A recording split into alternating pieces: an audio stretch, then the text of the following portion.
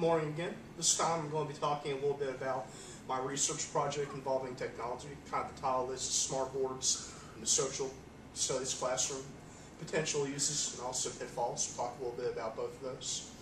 Okay, the school context. Basically, do I need to repeat all this? Okay. I'm just going to talk about a few things relevant to technology here because I did some of this for the other presentation. Pretty good access to technology relative to schools in the area. Pretty good support too. We had a person who was at school about half the time. He basically split between our school and another school. So pretty good support. We did have our smartboard in the classroom, and it worked pretty well compared to other smartboards I've seen, so that was good. A unique situation, we were sharing space with the middle school, basically morning shift, evening shift. Limited access to the classroom outside class times. I had about an hour every day in between middle school and high school to work, and that was about it. That kind of affected my choices because I didn't go too deep into using the smart notebook software, so I didn't think I'd have enough time with the computer. Kind of do some of that, so I mostly stuck to using PowerPoint in conjunction with just tools that come with the smartboard. Okay, students, this involves all my classes. So I've said in the previous presentation, a lot of abilities, levels of motivation.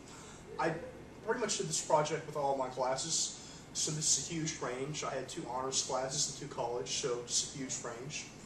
Also important is assume that all students have access to technology outside the classroom. I wondered sometimes whether or not this was a valid assumption, but it was the assumption I was told to go by, so that's why I went by. So that'll be important a bit later on. Okay, the problem, students are just often not engaged in lessons, and the question is how can the smartboard increase student engagement in our content? Or in some cases maybe decrease it, so we'll see. Okay, so the types of data I gathered for this is a daily log of how I use a smartboard and whether or not I just felt at the time that it was effective. Written samples of student work, also digital samples of student and teacher writing, and then a survey at the end of class on whether or not the students felt it was effective, whether or not they found it engaging. Okay, so common uses, using it to mark up maps, pictures, text, also to write directions. Student volunteers filling out charts as we discussed, the chart that they've done usually as a group, then discussing as a class and having the student filled out. This was nice because I could then take that, save it, put it up on the file sharing system for students who are absent. Student sharing activities, where each group will be responsible for coming up with some information. Usually I'd use this in conjunction with a frame. Then each group would take turns coming up, writing their information while the others copied it. I found it was a lot more effective than doing that verbally.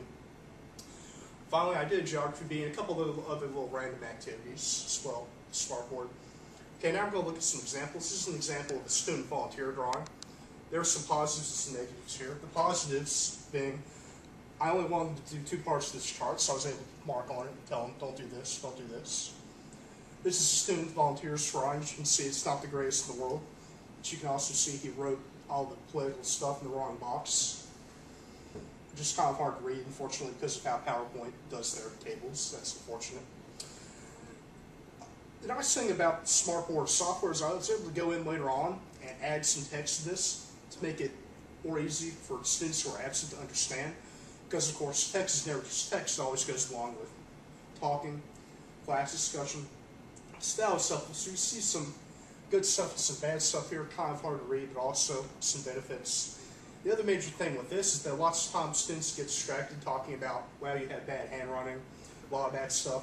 So that kind of kept me from doing this activity very often, especially in some classes, because it can just really be a distraction for some students. Okay, here's an example of me marking up the smartboard. I don't know if the sound is on or not, but it'll still be useful either way. So I'll just maybe.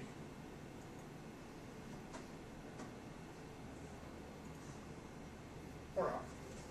Anyway, moving on. The basic thing I wanted to show there, so I'll go ahead and move on to the next slide, that shows what I've marked there. A couple things you will have noticed if you've seen the video. I can just demonstrate this to you now. I'm always at the smartboard. I'm not really going anywhere else. It makes it hard to keep students on track using proximity. Other thing, I'm looking at the smartboard a lot. I have my back to the students a lot. This is well known for basic classroom procedure. This can reduce student engagement because you're not able to stay focused on the students or maintain eye contact. Some of the things I do to mark up, this is an example of a review talking about, okay, well, this is what you saw in the previous map, and they went here, then they went here.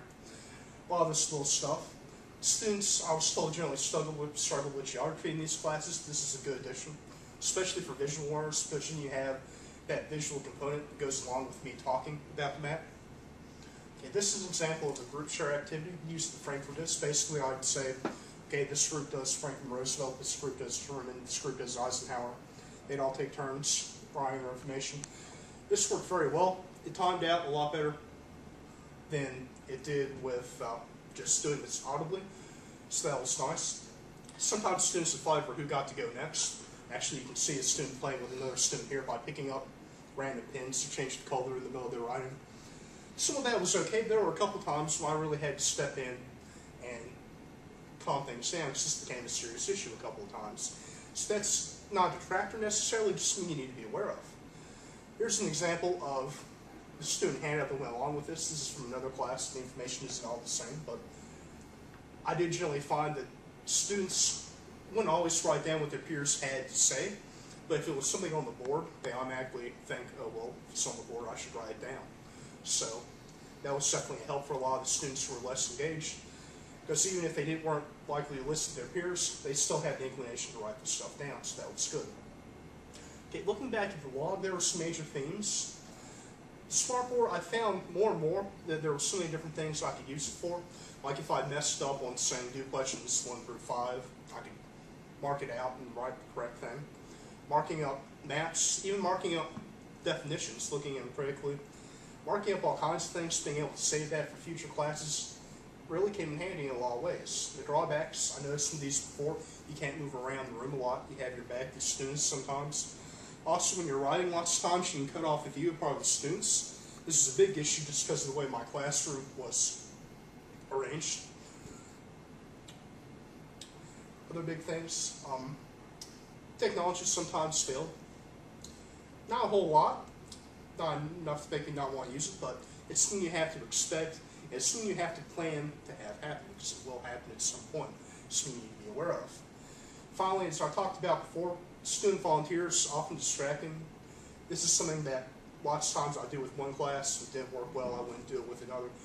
This is one area where I really struggled with whether or not this was useful, just because it could be so distracting.